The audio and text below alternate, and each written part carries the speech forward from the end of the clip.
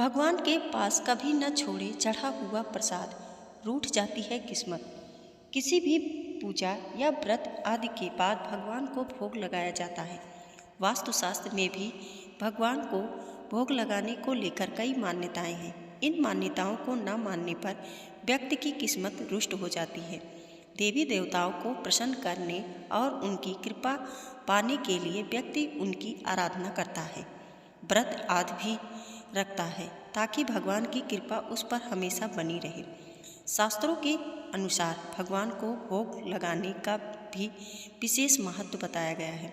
कहा जाता है कि भगवान को भोग उन्हें लगाने से वे जल्दी प्रसन्न होते हैं, साथ ही भक्तों पर अपनी कृपा बरसाते हैं। वास्तु में भगवान को भोग लगाने से कई नियम बताए गए हैं। अगर इन नियमों को नज़रअंदाज किया जाए या फिर इन पर ध्यान न दिया जाए तो आपकी किस्मत को रूठने में जरा भी देर नहीं लगेगी। कई बार लोग भगवान को भोग लगाने के बाद प्रसाद को वहीं रखा हुआ छोड़ देते हैं। ऐसा करने से आपके जीवन में परेशानियां खड़ी हो सकती है। ज्योतिष शास्त्र के अनुसार ऐसा करने से व्यक्ति का सौभाग्य दुर्भाग्य में बदल जाता है, साथ ही सुखों की भी हानि होती है। वहीं अन्न को भी ईश्वर के समान ही माना जाता है, इसीलिए कभी भी अन्न का अपमान नहीं करना चाहिए। 1. प्रसाद अर्पित करते समय रखें ध्यान। हिंदू धर्म में नैवेद्य को काफ़ी पवित्र माना गया है। किसी भी पूजा में देवी देवताओं को नैवेद्य अर्पित किया जाता है, लेकिन कई बार लोगों को ये नहीं पता होता कि उस नैवेद्य में अर्पित करने के बाद उसे क्या करना चाहिए। उसे खाना चाहिए या किसी को दे देना चाहिए या फिर रखे रहना देना चाहिए।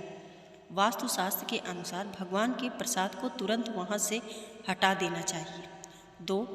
इस पात्र में चढ़ाएं प्रसाद।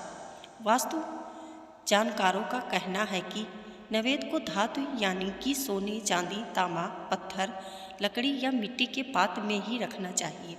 इन धर्म में इन धातुओं को काफ़ी पवित्र माना गया है। 3.